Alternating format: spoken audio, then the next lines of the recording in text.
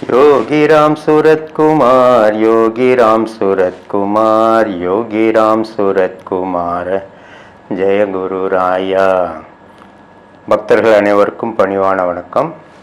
அனைவருக்குமான யோகிராம் சுரத்குமார் என்ற YouTube channel வழியாக மீண்டும் உங்களை சந்திப்பதில் மிக்க மகிழ்ச்சி.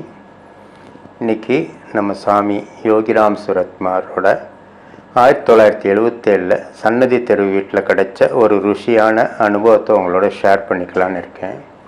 1977 ஒரு விடுமுறை காலத்தில் நானும் என்னோட அண்ணன் டாக்டர் ஆர் லம்போதரன் 2 பேரும் சேர்ந்து யார் கூட திருவண்ணாமலைக்கு பகவான் தரிசனத்துக்கு போனோம்னா என்னோடய தாய் மாமன் ஞானகிரி கணேசன், அது போக என்னோட சித்தி வீட்டு சித்தப்பா சுரேந்திரன், இவங்க 2 பேரோட சேர்ந்து நாங்கள் 4 பேரும் சேர்ந்து திருவண்ணாமலைக்கு சாமியோட தர்ஷனுக்காக போனோம். சாமி சன்னதி தெரு வீட்டில் இருந்தாங்க. நாங்கள் போய் இறங்கணுன்னு சாமி கேட்ட முதல் கேள்வி, in what combination you people have come அப்படின்னு சொல்லி தான் கேட்டாங்க. என்ன காம்பினேஷன் நீங்கள்லாம் வந்திருக்கீங்க அப்படின்னு சொல்லி கேட்டாங்க. அப்போ சாமி எங்களுக்கெல்லாம் புரிய வச்சார். என்ன புரிய வச்சார்னா, அவரவர் பகவானை தரிசனம் பண்ண வரும்போது அவரவர் குடும்பத்தோடு வரணும் அப்படின்றது புரிய வச்சார். பட் ஆனால் நாங்கள்லாம் போயிட்டனால எங்களெல்லாம் சாமி உட்கார வச்சு தர்ஷன் கொடுத்தாரு. அதுபோல் ஒரு ருசியான அனுபவம் கொடுத்தாரு. என்ன அப்படின்னா, எங்களுக்கு பிரசாதம் கொடுக்கணும்னு நினச்ச சாமி பக்கத்தில் இருந்த ஒரு அலுமினிய தூக்குச்சட்டியை தான் வசம் எடுத்தார். அது அப்படி மெல்ல ஒரு புன்முறுவலோடு திறந்தோ அதிலிருந்து அப்படி ஒரு தாங்க முடியாத வாடை, அப்படி ஒரு வாடை.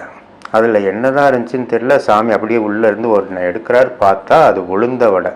பேரு தான் உளுந்த வடை, அது ஊசி போன வடை.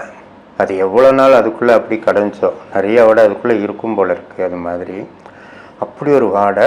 அது மட்டும் இல்லை, அதை பிக்கிறாரு 2 அப்படி சர்ன்னு நூல் நூலாக வருது. எனக்கு அண்ணனுக்கெல்லாம் படபடன்னு பயம். என்ன ஒரு பயம்னா, அண்ணனுக்கு என்ன பயம்னா, ஐயோ சாமி கூப்பிட்டு நம்மளுக்கு கொடுத்துட போகிறாருன்னு நினைக்க. நான் என்ன நினைக்கிறேன்னா, ஐயோ நம்மளை கூப்பிட்டு நமக்கு கொடுத்துட போகிறாருன்னு நினைக்கிறேன். அண்ணன் என்ன நினைக்கிறான், இவனுக்கு கொடுத்தா தேவையில்லையே அப்படின்னு அவன் நினைக்கிறான். நான் என்ன நினைக்கிறேன், சாமி இவனுக்கு கொடுத்தா தேவையில்லைன்னு நாங்கள் எல்லாம் நினைக்க, சாமி ஒரு அழகு சிரிப்போட அண்ணனை இப்படி கூப்பிட்றாரு. அண்ணனும் பக்கத்தில் போகிறான். அவன் கையில் ஒரு வடையை கொடுத்தோன்னா, அப்பாடா நான் தப்பிச்சேன்னு என் மனசில் ஓட, அதுப்புறம் என்னையும் கூப்பிட்டு என் கையில் ஒரு வடையும் கொடுத்து, அப்புறம் சித்தப்பா மாமா கையிலெல்லாம் கொடுத்து எல்லாரையும் சாப்பிட சொல்கிறாரு. சாமி சொன்னால் மறுக்க முடியாது.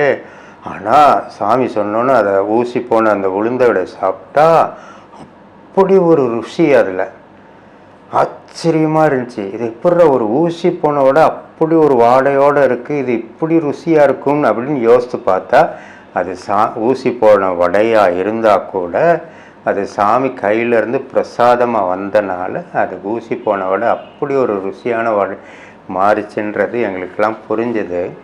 அதை இப்போ நினச்சி பார்க்கும்போது சாமி அதில் ஒரு ஆழ்ந்த அர்த்தத்தை உள்ளே வச்சு சொல்லியிருக்காருன்றது புரியுது. என்ன அப்படின்னா, எப்படி நம்மளால் ஒரு ஊசி போன வடையை ஏற்க முடியாதோ, அது மாதிரி வாழ்க்கையில் எத்தனையோ விஷயங்கள், எத்தனையோ சோதனைகள், எத்தனையோ வேதனைகள் நம்மளால் ஏற்றுக்கிட முடியறதில்ல.